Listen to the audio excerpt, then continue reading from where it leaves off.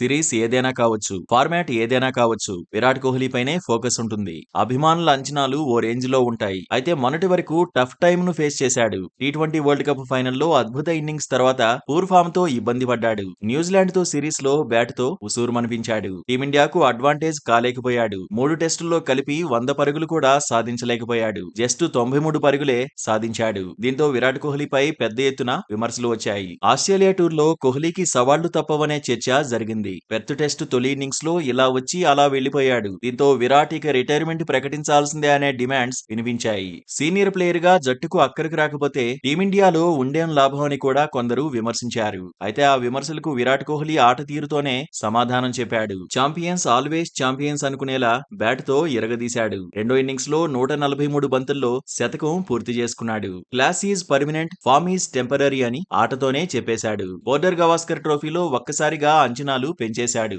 ఇదే అంశంపై తాజాగా ఆస్ట్రేలియా మాజీ కెప్టెన్ మైకేల్ క్లార్క్ రియాక్ట్ అయ్యాడు. ఆసీస్ లో విరాట్ కు మంచి రికార్డుందన్నాడు. ప్రస్తుత సిరీస్ లో టాప్ స్కోరర్ గా నిలుస్తాడని జోసెన్ చెప్పాడు. విరాట్ తో ఆసీస్ కు ప్రమాదం తప్పదన్నాడు. పెర్త్ టెస్ట్ లో ఓటమి కంటే కూడా తొలి మ్యాచ్ లోనే శతకం సాధించడం తనను భయపెడుతోందన్నాడు. ఆసీస్ తరఫున మాత్రం స్టీవ్ స్మిత్ టాప్ స్కోరర్ అనడంలో డౌట్ లేదన్నాడు. బౌలింగ్ లో టీమిండియా తరఫున బుమ్రా, ఆస్ట్రేలియా తరఫున స్టార్క్ అత్యధిక వికెట్లు దక్కించుకుంటారన్నాడు.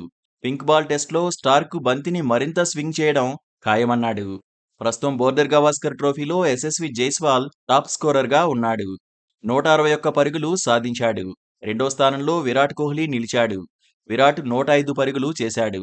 103 పరుగులతో కేఎల్ రాహుల్ మూడో స్థానంలో ఉన్నాడు. ఆసీస్ తరఫున ట్రావిస్ హెడ్ ఒక్కడే 100 పరుగుల మార్కును టచ్ చేశాడు. పింక్ బాల్ టెస్ట్లో విరాట్ కోహ్లీ ఎలా ఆడుతాడు అనేది ఆసక్తికరంగా మారింది. సెంచరీ కొడితే బోర్డర్ గవాస్కర్ ట్రోఫీలో 10 శతకాలు సాధించిన తొలి ప్లేయర్గా రికార్డుల్లోకి ఎక్కుతాడు. ఇప్పటివరకు కోహ్లీ, సచిన్ 9 సెంచరీల చొప్పున సాధించారు.